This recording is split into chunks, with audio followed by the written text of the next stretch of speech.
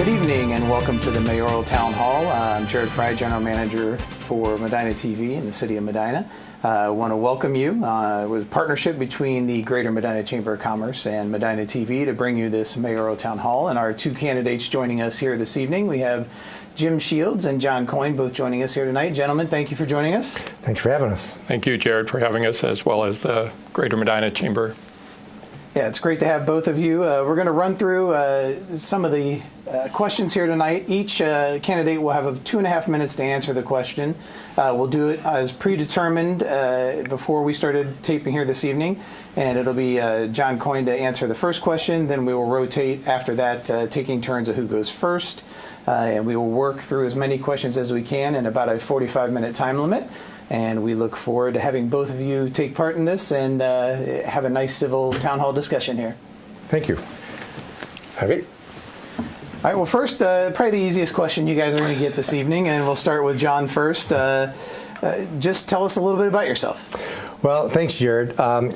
I was raised on a farm in York Township. I graduated from Buckeye High School, went on to the University of Tennessee, where I obtained a major in finance.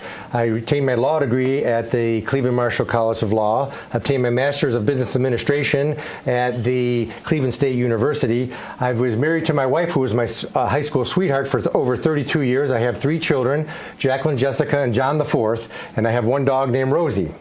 I've also I'm a real estate attorney at the law firm of Retzel and Andrus for over 30 years. As far as my athletic accomplishments, which are part of my growing up through high school and college, I was an All-American high school pole vaulter, a 2-time All-American pole vaulter in college, and I was lucky enough to be on the 1991 NCAA National Championship team with the University of Tennessee. And, you know, with the upcoming retirement of the mayor, I just think this is a natural opportunity to continue my service to the city of Medina, but in a different capacity. So that is why I would like to run for mayor. Okay, great. Jim? Thank you. Also, I was born here in Medina. I'm about as Medina as you can get. I was born at Medina Hospital. I have lived my entire life here. I went to Medina City Schools, graduated from Medina High School, went to Miami University in Oxford, Ohio, majored in political science and history. After that, I decided to go to law school at the University of Akron School of Law. I was there for 3 years. My first job out of law school was working with Old Phoenix National Bank here on the square in Medina. I was in the trust department and handled retirement plans, investments, as well as trust and probate work. From there, I ended up at Medina City Schools, and I kind of say I've come full circle because obviously I started at Medina City Schools, spent my entire elementary, middle school, high school years here, and had an opportunity. They were starting an HR department as the district was growing, and they wanted somebody that had a legal background and somebody that had a lot of connections and worked well with people. So they offered me the job as the HR director and legal counsel for Medina City Schools. I've been doing that position for 25 years and have been on city council now for 24 years. Great. So our next question, and we'll go to Jim first on this one. You're going to be replacing a 4-term mayor that served our city. What is your long-term vision for the city, and what are the first 3 steps you would take if elected to move toward that vision? Okay. Well, you are right, and I do want to start by thanking Mayor Hanwell, because 16 years, longest-serving mayor, has set Medina up for whoever follows him. The city's in great shape, so it's an honor and a privilege to follow him. As far as like my plans, the one thing I want to make sure I do is not change anything or goof things up or take us in a different direction, because I feel like we've done a really great job here under his leadership. Now, I will tell you, and I think the mayor would agree with me too, that it's not just his leadership, it's the administration and council working together. And I want to make sure then we're a very functional city. We get along well. We work for the best of Medina always. And my goal would be to make sure we continue to work well together, that we have a great working relationship, and that we look at it as, okay, we're here for no other reason than to do what is best for Medina. We need to work together. We can argue it out. We can fight it out. So that would be one of my goals, to make sure we continue to be a functional operating government entity. We do very well here at the city level.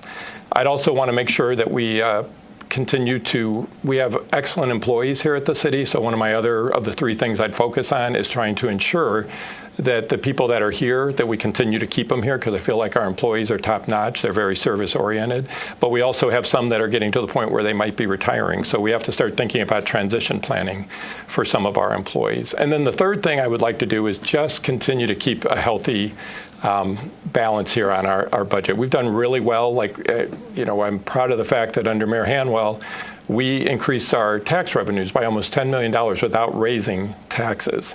And that shows we have a vibrant community. So one of my other three main topics right away would be to continue to keep Medina in a great economic position here. John? Well, thank you. Yeah, I would like to, if I become mayor, work on continuing to improve the city to make it a great place to live, work, and raise your family, right? And the biggest issues that I would address once I become mayor is the issue of safety in our city. I think we have a lot of safety challenges that we need to address in our city, and they include the traffic congestion we have not only around the square, but in some of the neighborhoods. The sidewalk issues that we have all around town is a safety issue. We also have a safety issue on the crosswalks, not only on the square, but again, in the neighborhoods and especially in the neighborhoods where there are schools located. And finally, we also have a safety issue with the deer car incidents. We have a lot of issues with deer getting hit by cars. Now, in addressing those issues, I would like to look at the traffic congestion in a way to say, is there better ways that we can have traffic flow around and through our city? Can we use our traffic signalization computerized system to manage that traffic flow better during peak and non-peak hours? I think we need to look at that and have a traffic study done to see how we can accomplish that. I'd also like to look at the crosswalk, specifically around the square. If you recall, we've had a lot of incidents of crosswalk people getting hit, and one fatality on the square through our crosswalks. I know we just passed through council and obtained a grant that we're going to improve the areas around the square, including the areas on the crosswalk that are having bump outs that allow people to be more visible. And I think that's very important, the visibility of people. And I would even take it one step further on the square, and I would even take a look at eliminating the parking on the west side of the square, where we have parking that pulls in and they back out on the Route 42 traffic, which causes points of conflict that we need to eliminate. If we can eliminate that, that'll be fantastic. As far as the sidewalk accessibility, I think we need to improve our sidewalks to make it more accessible to both, the children going to school, the elderly, and the disabled. If we could do that, that'd be great. And a deer, I think we'll talk about this later, but we need to have a better comprehensive plan because our current bow hunting plan is not working. The second thing I'd like to do with City Hall, I think the mayor's done a great job of organizing the departments and using it for the permitting process in the building department. If we could go ahead and maybe incorporate artificial intelligence into that to get quicker, more responsive and accurate answers to the residents, I think that'll go a far way to make the residents feel more inclusive. And now the next question is actually came from one of the students here at Medina High School that I will dovetail off of. And her question, it's Kate Klein, and she was asking, what will you do about the deer population in Medina? And John, before I go to you, I'll throw out some stats. In 24-25, there were only 18 deer harvested by the city plan, but 141 auto accidents. And in 25-26, the harvest has not yet begun, but we've already had 103 auto incidents with the deer. So, John, we'll start with you. What are your plans to address the deer issue as mayor? Well, thank you. I just double-checked that number. It's 108 now. Oh, so it's climbing. So it's climbing. And I think that the projection, we might have 160 to 170 deer car incidents. I think what we need to do is, deer is a big safety issue in the city. Not only safety to the residential community where they are, going in people's backyards, eating their plants, damaging their landscaping, and causing a lot of issue for residents. There's also the deer car incidents that we talked about. We need to figure out how to solve that. And the only way I can think of to solve that, we need a really comprehensive deer management plan. Just selecting bow hunting as the one solution of calling our animals to eliminate the deer population is not going to work. Last year we had 18 deer killed by that program. This year it just started, and I think there was one. But overall, I think we need a comprehensive deer management program. And what that means is we have to look at the deer migrating habits, right? Deer are creatures of habit. They follow deer trails. We have to figure out where they're coming from, where they're going, why they're going there. Maybe they're going there to eat in the residential communities. If we can determine how we can plant plants or grasses in areas that we want them to locate in, maybe we can change their habits of where they're going. We could also use the deterrents that we're still using, fencing, this might be electric fencing, try to do some deterrents to keep them out of people's backyards. We also can use repellents. We all tried to repellents, people can spray their plants to make sure they don't come. There's also scare devices that can be used to do it. But I think calling has to be an integral part of the deer management plan, and I think that we either have to use qualified law enforcement personnel or sharpshooters to call the herd. I think it'll be safer for the community because bow hunting, as we found, don't know where the deer are going to go. It's a little bit more risky than sharpshooting or qualified law enforcement personnel. So if we can incorporate those plans, because not any single strategy is going to work. I think we need to have a comprehensive strategy to do it, and we could use those strategies to try to bring down the number, try to get the deer to, locate in certain areas, to quit crossing the roads, to eliminate those deer car incidents. And if we do some deer calling, maybe we can go ahead and use those, harvest deer to give to the community in some way to try to do that. So we just need to have a comprehensive program, and it needs to be flexible in order to be successful. Jim? Thank you, Jared. I will say it's probably the number one issue that people ask me about. Everywhere I go, what are you going to do about the deer? Why haven't you done it sooner? I tell people we've been working on it for many years, and we've tried to incrementally come up with an approach. People don't always understand that we work in conjunction with the Ohio Department of Natural Resources. They actually own the deer in Ohio, and they want you to work each step of the process, and you're doing that to also trying to limit the number of deer, reduce the number of deer in the safest manner possible. That's why before we went to any kind of hunting or guns, we tried bow hunting. Yes, we did not have great success with bow hunting. The first year we got a late start. It was because of the ballot issue, so we didn't have a full season. Last year we didn't have, we had a full season, but we still had fees and some impediments to, maybe not having people wanting to sign up for it. So this year now we've taken away the fees so that we could encourage more bow hunters to be involved. Once we get through that, and if this is not working, we'll move on to this next step. And I agree with John. We'll have to cull the herd through sharpshooters. We want to, again, always make sure safety is the top priority. I think our police department is very capable of helping us and assisting in this. We have opportunities to corral the deer in our parks. We can do it overnight where we close the parks to make sure they're safe. We have heat-seeking drones that can locate the deer. There's many, many ways that we can assure that this is done safely, that nobody's in danger, and I think that's always the top priority. I want to thank our current parks director, our police chief, our mayor, safety director. All of them take each one of these steps and bring each one of these ideas to us with safety as the top priority, and I don't want to be any different. I want to keep people safe. I want them to rest assured that we're addressing the problem, but we're also keeping safety as a top priority. I agree with Mr. Coyne that we have already looked into. There are programs where you can have the meat harvested and given to food pantries. I am 100% in favor of that. But one of the biggest challenges, we have such an overpopulation that there's no meat processing facility that could take all of them on that we could probably give them right away. So we're going to have to also figure out a good plan to how to deal with these carcasses, and because there's only so much that a processing plant can handle, and we're going to probably have more deer than we have the capability to process for people to give for a good purpose and help people with hunger. And then the only other thing I'd like to say too about the deer is that we are going to probably have to spend some money. We've tried, because we always try so hard to take care of our budget, but we're probably going to have to put some resources toward this process as well. Now, the next topic as we move on is we often talk about infrastructure. We think of roads and water lines, but the city has around 1,000 issues right now regarding sidewalks. What are your thoughts to address this? And then other infrastructure you would also like to address as mayor? And then how do you balance the short term versus long term? I know I threw questions out there, but if you need me to repeat it, I can. We'll start with you, Jim. Sure. We have done a great job the last 10, 15 years of addressing our infrastructure when it comes to roads. We've really got up to date, not that we'll ever be caught up, but we've done a great job, especially in our industrial areas and our main thoroughfares and our roads that were in the worst shape. When I think about Guilford Boulevard and some of these other streets, Huntington, that we've put money and improve those streets. I think we need to take that same approach we took with streets the last 10 to 15 years and focus on sidewalks now. We have a plan in place. It was to be, sections of the city through 2028, but we haven't done as well as we should have done. It's kind of fallen off because there's been other priorities, and we have a very lean engineering department, and we try to do so much in-house, but we're going to have to look at more resources put toward our sidewalks. Walkability is the number one issue that I hear when people take a walk in the city, that the sidewalks are uprooted, it's hard to walk, and we don't want anybody injured, and we do want to. And we do have a program now. If a city tree has uprooted a sidewalk, we will for sure take care of that. They just have to let us know and get it on City Hall's radar or let one of their council members know.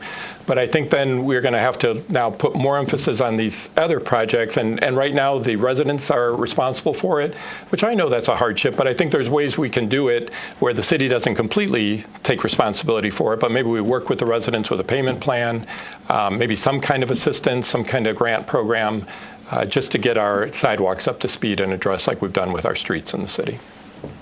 John? Well, I believe sidewalks and the safety in the sidewalks is a fundamental responsibility of local government. As Jim mentioned, our current program is that if you have a sidewalk, you're supposed to maintain and pay for the repair of your own sidewalk. I think that's fundamentally unfair to a lot of residents in our city because there's a lot of residents that live on corners which have 2 or 3 times the amount of sidewalk linear footage than other residents have.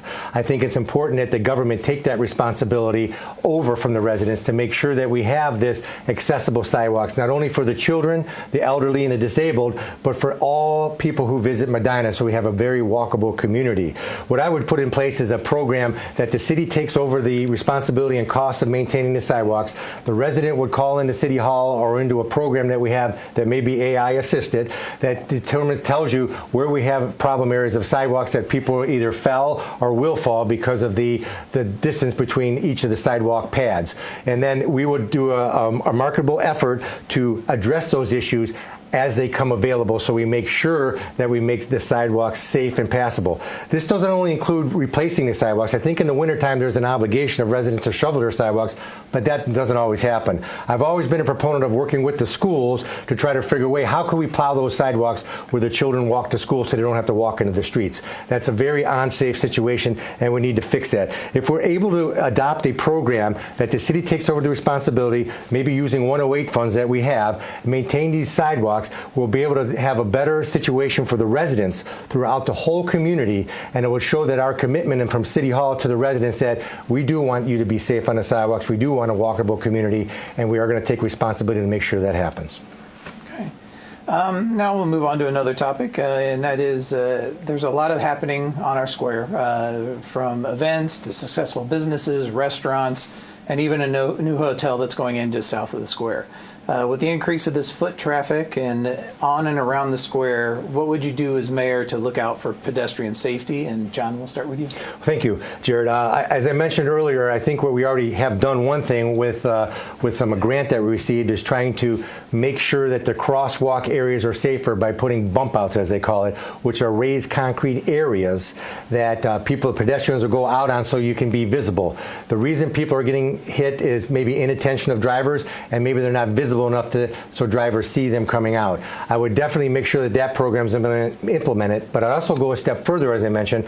I would look at the House of Hunan side and maybe the PJ Marley side to eliminate street parking on both those sides, if it's feasible, and bump out the sidewalks all the way out to where the road is to make it, very visible, especially in the mid-crosswalks of people coming across the roads, because now you don't have vehicles in the way, that may inhibit the view of the driver, so that the crosswalk safety is at a heightened level. And this will also be beneficial to the businesses because then they can have outdoor eating areas, enjoy the square a little bit more. Those are the safety issues I would look at. I would also look at maybe the traffic signalization. I know they have traffic signalization out now that has cameras on them, and maybe it can dictate the flow of traffic, because right now we have a tremendous problem of people stopping in the middle of the intersection because they think they can get through and they can't. We need to make sure how to address that issue to make sure they stop and don't block the intersection, because that's only causing another point of conflict that we need to try to resolve. So on those safety issues around the square, I would keep the cameras on the square. I would eliminate some of the parking on the square, make it more visible for residents to try to make it more safer for not only our residents, but all the visitors that come to our great square. Jim? I do agree that people are not paying attention. That's the first thing. If I could just get people to not be on their phones as they drive through the square. I'm always trying to remind people it is a very busy, popular place. We have a lot going on there, which is a great thing for the city of Medina that we have so much going on in the square. We've done a great job so far of adding cameras to the square, police presence and patrols. We've applied for this grant. We added the crosswalks on all 4 sides. We've also added those crosswalks at other places in the community where there's lots of traffic, pedestrian traffic crossing roads. But And we had to add those in those other locations over by AI Root, by the high school here, because again, people don't pay attention. So I just think we really need to continually educate and remind people, and that police presence up there also gets people's attention. You put a police car up there, you have the cameras where they're watching things, these bump outs are going to help. I would not agree necessarily at this point of taking parking away, because I think it's important to those businesses that they have parking, and I know people like to be able to park close, especially if you're older and want to go to one of those shops. You don't want to park and walk a long distance, so I'm not sure that I feel like that is going to be, because even if you take those spots out of there, you still have the issues of a very busy, congested area where lots of state routes come together in a very small area, and people aren't paying attention. So we just have to keep reminding people through enforcement, through these safety features, to be aware and pay attention and look out for one another. And then to follow up with a little bit on the square there, with all the events and the retail restaurants on the square, what are your thoughts on Adora? And for those watching, Adora is a designated outdoor refreshment area. And this time we'll start with you, Jim. Sure. I've had several business owners ask me about this. I know it's a very important topic to the business owners in the square area.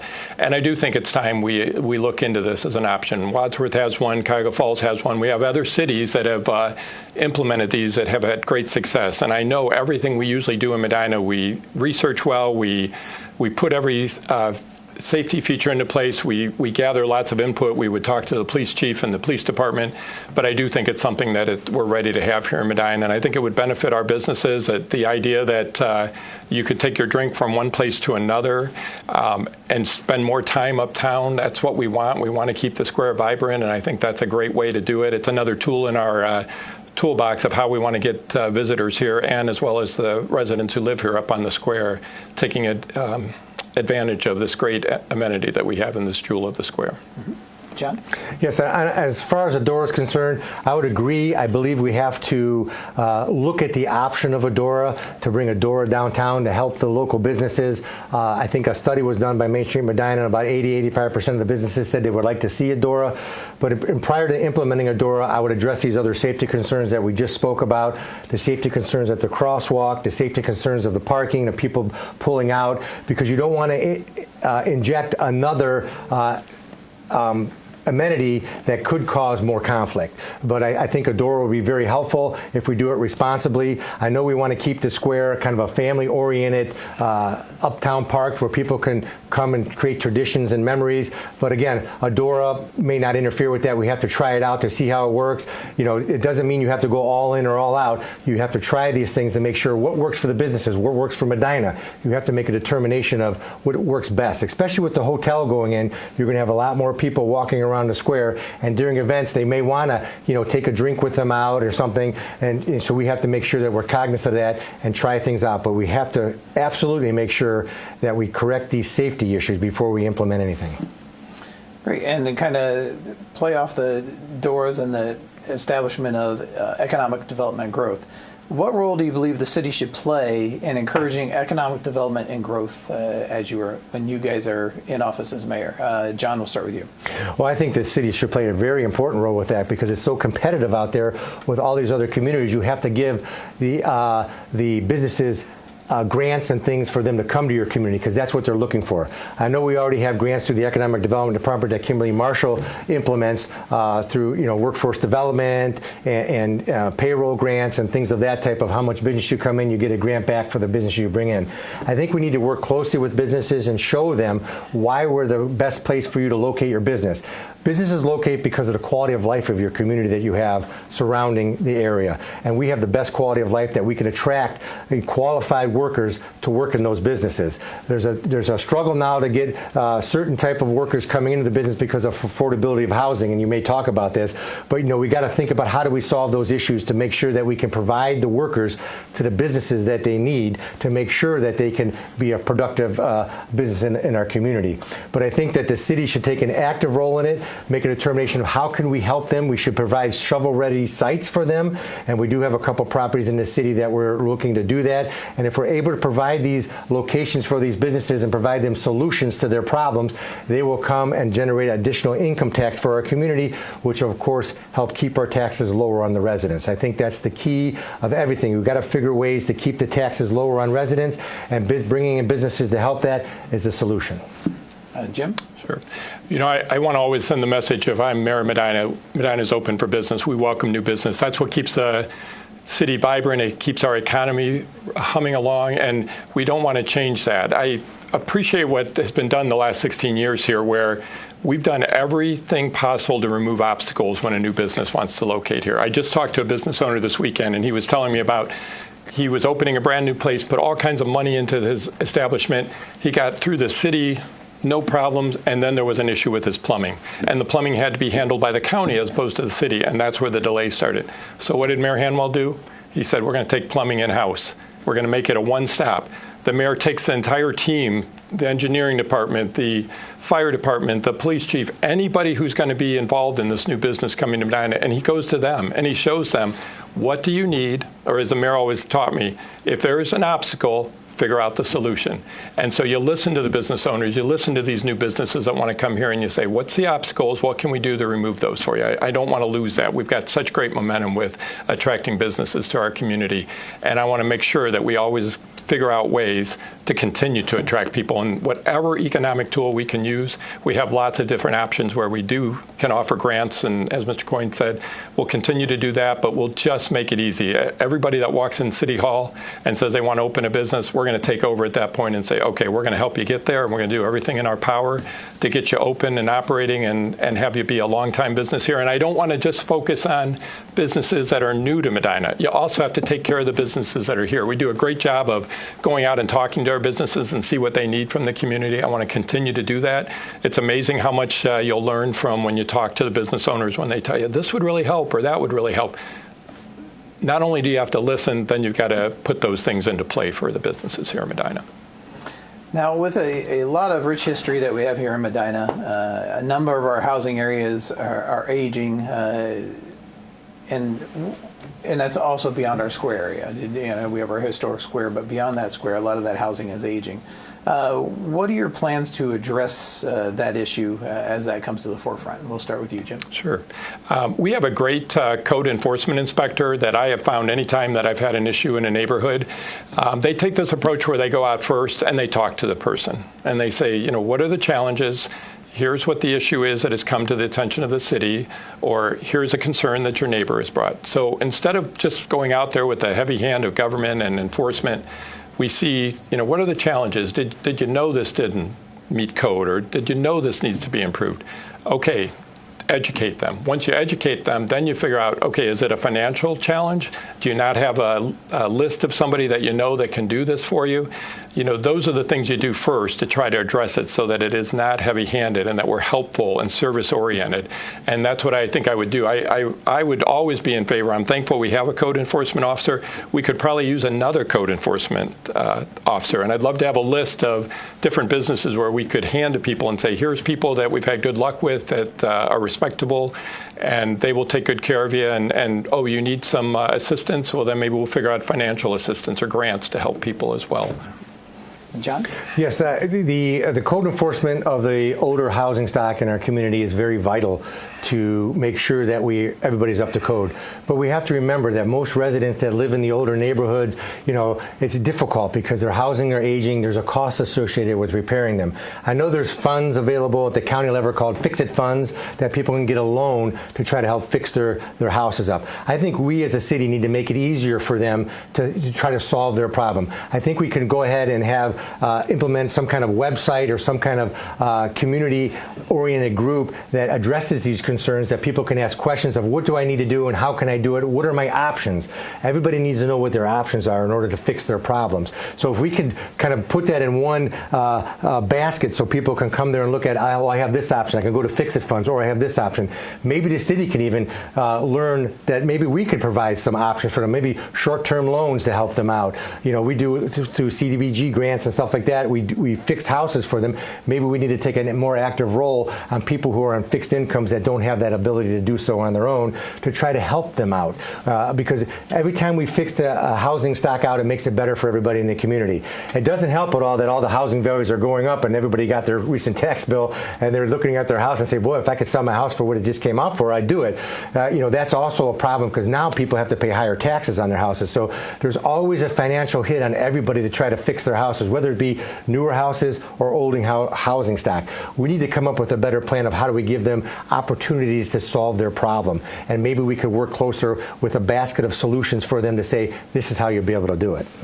Now I'm going to follow up with a question I didn't have in the script, but so I'm going to keep the order the same just for the follow-up question here.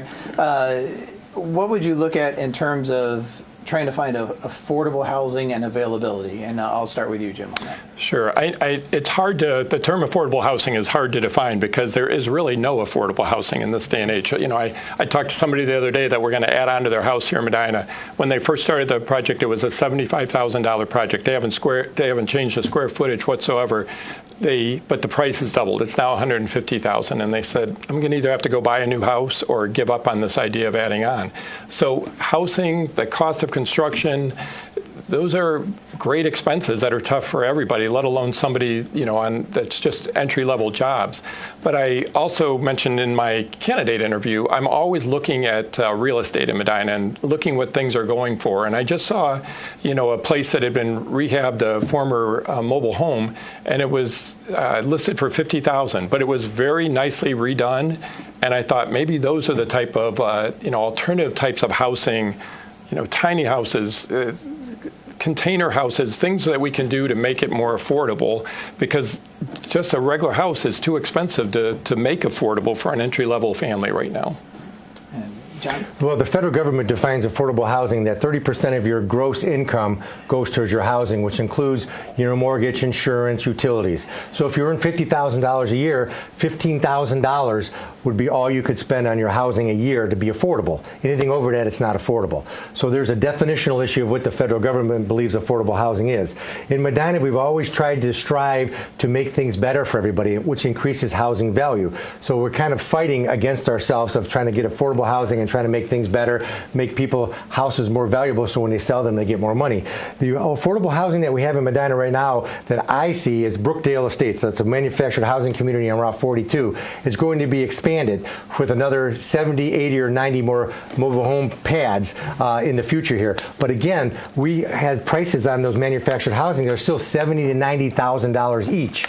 Now, there's affordable housing that we can have. It may not be the affordable housing that everybody wants, but that's affordable housing that we have to offer. So we have an ability for affordable housing in the city, and that would be the affordable housing that we would need to do. As a real estate attorney, and I own a bunch of apartments, I know the issues of housing because rents are going up. It's just amazing. And if we think a developer is going to come in and build an apartment complex and charge $500 to $750 a unit, they're not going to do it. Of course, any developer that comes in is going to try to get the most money they can on their development. There's a development of Pulte Homes going in south of town in Montville Township, where a starting home for a first-time home buyer is priced at $400,000 to $450,000, and a regular new home down there is going to be priced over $800,000. There's the problem we're getting at. House values are going way out of control, but people are paying for them because they like Medina, right? So we have a double-edged sword. We want to make the community better, but we want to make it affordable for other people. So it's going to be kind of hard to do that. And what we have as far as manufactured housing is a way to help solve that problem. Okay. Now, there have been issues in other cities regarding VRBOs or Airbnbs. What are your guys' stance regarding those in our city? And John, we'll start with you. Thank you. I think the Airbnb and market for people coming into the community, because we have such a great community, right? They want to come to the square to events and people want to rent their houses out. I know we have passed a ordinance that I think within a mile of our square is governed by this ordinance for Airbnb and what to do, what not to do, and what you can and can't do. Beyond that, there is not. But again, I'm okay with Airbnb as long as there's specific rules in place that is not used as a disruptor where there's big parties happening at it. But in our community, it doesn't seem to attract that type of clientele, and which is good. Hopefully the clientele that we're trying to attract are people attending the Candlelight Walk, people attending the ice festival, people coming to enjoy the square over the holiday season. That's the type of people that want to come to Medina to enjoy the small town, quaint atmosphere that we generate in our community. And I'm not sure how the Airbnb market's going to fare with the hotel going in, right? Because now that we have another option going in. But I don't have any problem with Airbnb as long as it's regulated properly, as we have done, and as long as if there's any problems with it, we notify the owner that if we have another problem, they could lose their right to have the Airbnb at that location. And Jim? And I would agree that we have not had a problem. We're fortunate. I know there's probably 8 to 10 that I know of, because whenever I have people come to visit, they ask me about the place to stay. They want to stay somewhere close to the square. We have some very nice options around the square and, just within a mile or two of the square, and we haven't had any problems. So without having any problems, I don't think we need to pass any additional regulations. We try to address it if there is parties or anything, but I think the people that own these ones here in Medina are very responsible. They have a set of rules. They care about these properties. They're invested in them. They want it to, be used responsibly. So we haven't had that issue. And I do agree that I think the hotel is going to change things a little bit, because one of the reasons the vacation rentals by owners, and they're doing so well right now, is because there are not a lot of options. But people are so excited when even people here in Medina, to have their friends come and stay at the hotel, or people who are visiting for a day or two, or maybe they're only here for a day, but now they're going to stay 2 days because there's an option close to the square where they can stay. So I don't see that we've had an issue. I don't think that we need to worry about it unless we see an uptick in issues. But again, we're lucky here in Medina that people follow rules and do what they're supposed to do, and it's just a very quaint place to come and visit, and we've got good people who want to come and visit here. Now, I had a thought occur to me during this, so I'm going to do a little, not necessarily a follow-up question, but another question. We'll keep the same order again, just so we don't mess up the order of future. Another issue that's come up now is fireworks are legal in Ohio. What are your thoughts on what should be done within the city in regards to fireworks? And John, we'll start with you. Thank you. I think fireworks, the issue that you have with fireworks in the city is the type of fireworks being used, because there's all different classifications of fireworks. It's a safety issue again, right? These are all safety issues. You don't want to have people use fireworks first and foremost to get injured or injure somebody around them, whether it be another adult or a child. That would be the worst case scenario. You don't want fireworks to be used at all hours of the night that disrupt the community, and especially you don't want fireworks to be used that may cause a fire, a hazard to people. So I think within the city limits, it should be very limited to certain classes of fireworks that are considered safer, smaller ones, not these ones that fly up in the air that go 200-300 feet and blow up, because those can go at a different angle, land on somebody's roof, start a fire. I think there are issues that there's enough areas to go watch fireworks around our community, and we as a city offer that ability for people to come and watch fireworks at the high school during the 4th of July, and of course during the candlelight walk they can watch fireworks. But during the 4th of July, when everybody has fireworks and everybody can go buy fireworks, I don't have a problem people buying fireworks that are safer for smaller areas, but none of the larger fireworks that can cause a hazard both to the surrounding residents and the community, because I'm sure their insurance company is not going to cover them if there's an accident that occurs, both from a safety perspective and from a fire perspective around the neighborhoods. But I do know that a lot of people use these fireworks, but I think we got to keep an eye on them and make sure we bring them back a little bit to make sure that we have a safe community. As a council person, I would say I gauge things by how many calls and concerns I get about fireworks. And for the most part, people tell me they don't like that their neighbors are shooting them off because they know our ordinance doesn't allow it here in the city. I also feel like from a safety perspective, I've had conversations with both the police chief and the fire chief about our housing stock is so dense here and the density of our residents that it's just not safe. It's so easy to have one of those end up in somebody else's yard. But I only had one person this year who said, could you just make an exception and allow us on the 4th of July because you do your fireworks on July 3rd. This was their argument to me. I'd like to have my own show on July 4th. And of course, they wanted to use, a full all-out show. And we talked about, I had a great conversation with the fire chief, and we talked about different ways that they could legally do it. Have a fireworks person who's certified to shoot them off come and do a show. Of course, they don't want to do that. They just want to do their own show for their neighborhood. But I still think more and more I have people who say either because they have some post-traumatic stress syndrome as a former soldier, or their pets, or it's just too close and they don't like the fireworks ending up in their yard. I think most people are happy that we do not allow fireworks here in the city. And I think that would be the stance that I'd want to continue. The one person who really wants to have us make an exception for the 4th of July, I'm working on setting up a meeting between him and the fire chief, because the fire chief really would like to explain to him the dangers of fireworks in an area where houses are so close together. Mm-hmm. Now I'm going to go back and pull another question from our students here at Medina High School that had submitted some to me, and I think it's a great question here. Let's start off. What do you consider your strongest quality, and what's the strongest quality about your opponent? So we will start. Jim, it's your turn first on this one. Okay, I'll do myself first, then, and then I'll talk about John, if that's okay. Yeah. And it's hard for me to talk about myself. I am not a me person. I am a Medina person. I want to have the focus be on all things Medina and anything I can do to make life better for residents. But I will tell you, I've got a lifetime of service here, and I think probably my biggest strength is that for my entire life, starting in middle school, it's been about service and giving back to this community. And that's why I feel like I'll be a great mayor, because I have so many Medina relationships and connections and involvements with different organizations. I can bring people together. I've done it for 24 years here, bringing the city and the school district together, always looking for ways that I can save expenses for the two. I did it with the pickleball courts at AI Middle School. I did it with purchasing supplies together to have a greater quantity and save for us. So that's what I think I bring. It's a servant leadership style, giving back to the community, not making it about me, but making it about this community and doing what's best for Medina always. That's what I think are my strengths for mayor. John, I have great respect for and admiration. We've worked together for 24 years on council.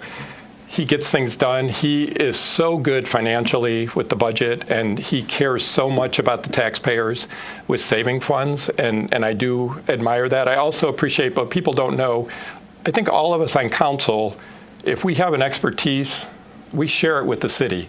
John's expertise, he's a real estate attorney.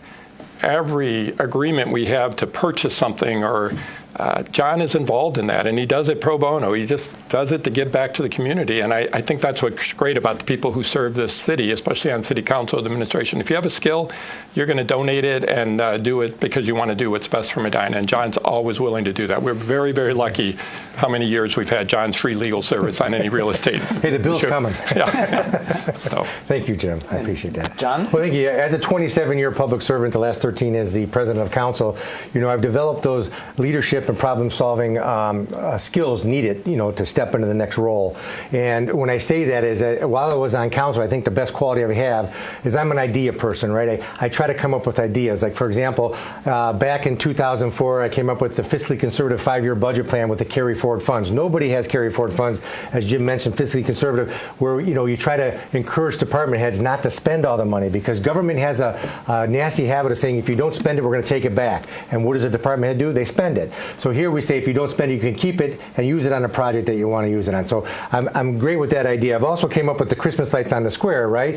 In 2010, we came up with Don Cartier. We came up with an idea of, hey, let's light up the square. This is a great square. We got to showcase it. So we did Christmas lights on the square, which is good. The ward meetings was another one that I came up with, another idea that I came up with to say, hey, we just have ward meetings less informal than council. People can come and talk on an informal basis, ask us questions. They love that, and we do that. The Joint Economic Development District agreements and CETA agreements for the townships to collaborate to save taxes for everybody, we've entered into that. And with the JET agreement with Montville Township, we both had about $1 million in revenue given to each of the communities to help us lower our taxes, or at least stave off from raising our taxes.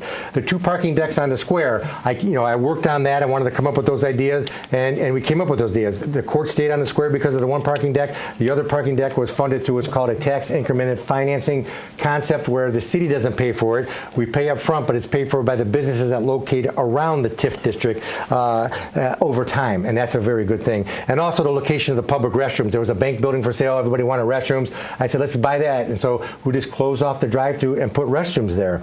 And finally, the 42, they wanted center islands there. We wanted to pave it, and I said, let's put center islands in. It'll be better for the community. It's more attractive. We're Medina. We could be better for ourselves. So I think one of the best things that I have is I'm able to come up with ideas that shape Medina's future, right? So those are the ideas. this. Now, as far as Jim's concerned, I have so much admiration for Jim when he teaches these third graders. That is phenomenal. That is the way that we communicate government to the future. If we didn't do that, the kids would have no idea how government works. And Jim's been doing that for, what, 24 years? Teaching these, I think that's a phenomenal thing that he's able to do, and I really appreciate Jim doing that, because if he didn't do that, the younger community wouldn't understand how our government works. And I know he works with the mayor and that. They come in and they put little tags out and everybody enjoys it, and they learn a lot about our government. And I'm very appreciative, because if he didn't do it, how would it ever get done? So I'm very appreciative of that. Thank you, John. And thank you for answering both those. And that's kudos to both of you guys, because in this day and age, it's hard in politics to be able to step aside and do something like that. So it's very nice that you guys had nice things to say about each other there. Jared, can I just add there, too? Honestly, I think John and I will both agree. We get along so well together. You can't work together for this many years. Yeah.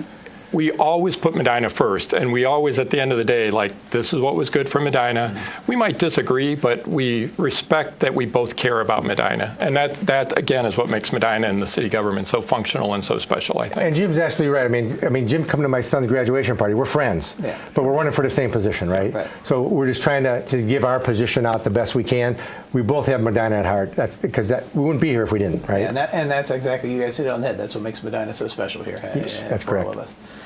So now both of you have served on council for 20 plus years each. What are you most proud of doing on council, and how has your time on council prepared you for the role of mayor? And John, we'll start with you.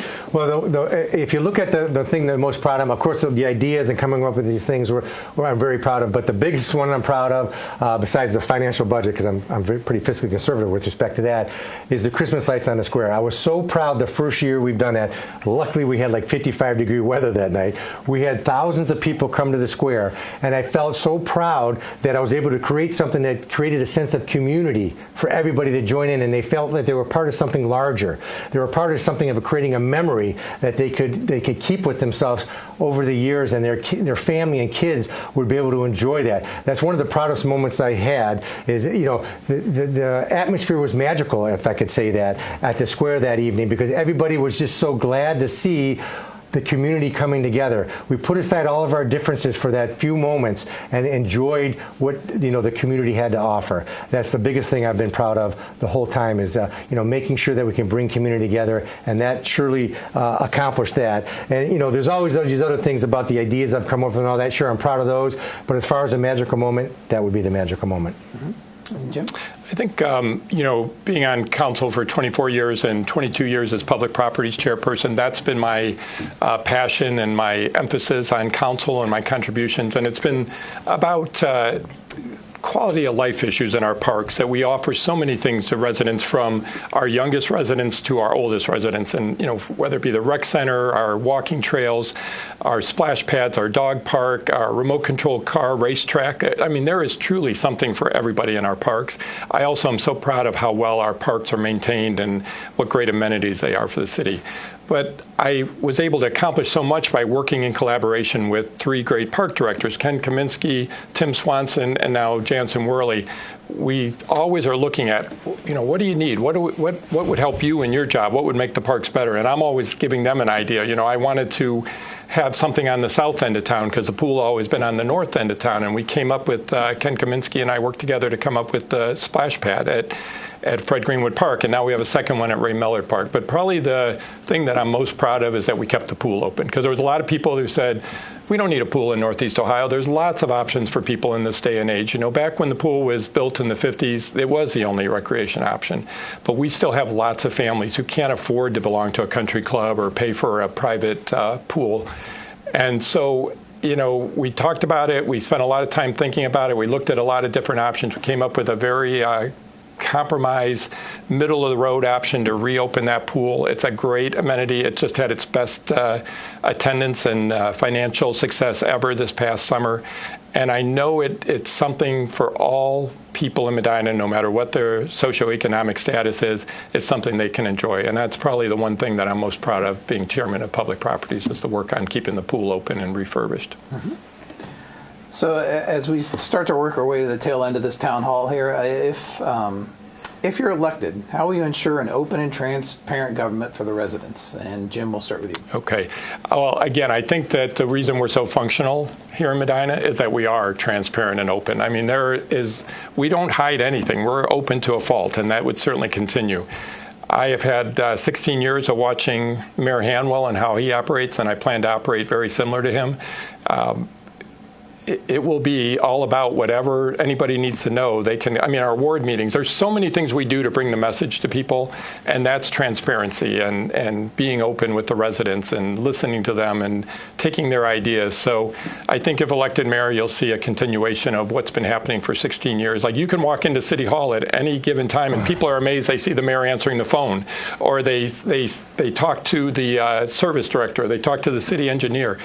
That's going to continue if I'm mayor. It's like, that's the people part of things. That's the part of Medina that makes us so special, that it's all about the relationships and taking care of residents. And that's why I feel we are so transparent and open with everything we do. I always tell the third graders, I'll go back to that, City Hall was designed that when you walked into it, the rotunda's in the center. No walls, no doors. And it symbolizes it's for the people, of the people, and everything we do is out here in the open. And I always tell the students that, and the parents always come up afterwards and say, I never thought about that. But that's why this room was designed this way. So I will guarantee you, as mayor, it will be very transparent and open always for the residents. And John? Thank you. Yeah, if I'm elected mayor, I would want to try to adopt a truly open door policy where any resident can come in and talk directly to the mayor about issues that they may have. And I'd also like to, discuss those issues, and I'll be open to say, we may disagree, but maybe you'll be able to tell us something that we don't know, or maybe we haven't looked at something. But I think it's very important to listen to the residents. The other thing that's important is that I would do is I think we have to inform the residents. I know we're getting a new website on and try to inform it, but I think, again, going back to artificial intelligence, I think in order to be more transparent and open, if we incorporate artificial intelligence into our website, we'd be able to have people ask broad questions that can give them more definitive answers and more accurate answers on the questions that they pose. I think that's very important, because I think most residents, when they come to City Hall, I don't know, but I don't think most residents come to City Hall to say, hey, you guys are doing a great job. They come to City Hall because they need something or they have a problem. And I think if we can be more open with our information to try to provide them with a way to answer their questions, and then say, hey, if you still have a concern or question, come to City Hall. I'll talk to you directly and try to help you solve your problem. I think that'll be beneficial. But I think we need to be more eager or more willing to allow residents to voice their concerns, look for the answers, and try to help them solve their problems. Because as I talk about again, people are going to come in and they're going to have issues, and safety is going to be probably the biggest one, because everybody has concerns about somebody's doing something. How can we make this safer for our kids? And that's where we need to interact more closely with the residents. And as mayor, I would say, hey, come in and talk anytime you want. There's no issue off the table, because it's for your benefit. Now, how should residents hold each of you accountable if elected? And John, we'll start with you on that. Well, the accountability stops right at the mayor's office. I mean, council, we're both on council now. We're both the legislative branch of government, right? So we develop the appropriations of money that the administration spends, and we develop the rules and laws that the administration implements. So the accountability stops at the mayor's office. So the accountability is, how are you implementing those policies? How are you dealing with the day-to-day residents? Do you have direct and positive relationships or impacts with the residents of the city of Medina? How are you engaged with the residents of the city of Medina? So I would look at how successful I would be is, how am I accomplishing those goals? Am I creating a safer community? Am I solving the problems of traffic congestion, sidewalk safety, crosswalk safety? Are we managing the deer appropriately to have less deer car incidents? That's how you measure your level of success. Are you moving in the right direction? Are you trying to solve those problems for the residents to make it safer for them and their families to use the community? So that's kind of the way I would judge how I'm successful as a mayor. Well, I think one thing in this day and age, people are not afraid to hold you accountable, like whether it be social media or in person, or when they see you at Bueller's. I always laugh when I walk in Bueller's. It's like somebody comes up to me and they're like, I want to talk to you about something. And then they talk to me about the schools, and then they talk to me about the city. So I will welcome that. That's a great way to be accountable, is to interact with the residents and hear what their thoughts are. And I always say, be curious, not judgmental. Tell me what's going on. Tell me how we're doing. The ultimate way you're held accountable is by the voters. Because if you're not doing a good job, in 4 years, they're going to be looking for somebody else to lead the city. I think that's a testament to Mayor Hanwell. 16 years, he continued to run the city. And I think if you talk to most people, he did a great job. He was accountable to people, and they did not vote him out. Instead, they would like to see him continue. I know if John and I ran against Mayor Hanwell right now, Mayor Hanwell would probably win for another term, because that's the ultimate accountability is to the voters. But yeah, I would agree with John. You know, you can come see me at any time. I welcome it. I want to be called out. If I'm not doing a job, if I'm not serving our residents and being responsible and taking care of things for them, then I'm not doing my job. I'd let myself down. And one thing I'd never want to do is let the residents of Medina down. So I guarantee you, I'll be my harshest critic if I'm not doing a good job and being accountable to voters.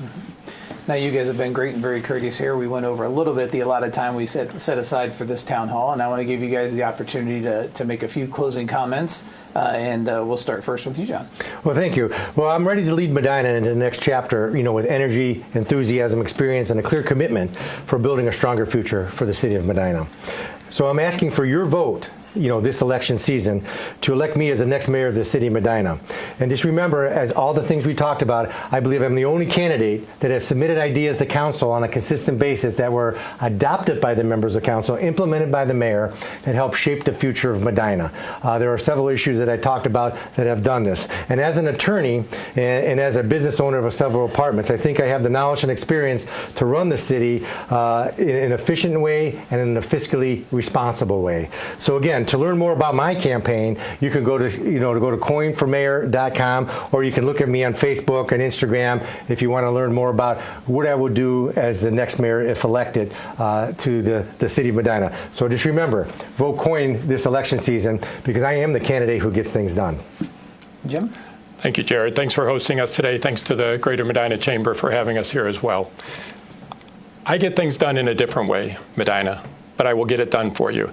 I don't need to be the center. I don't need to be the person who has my name on things. What is important to me is that I collaborate with people.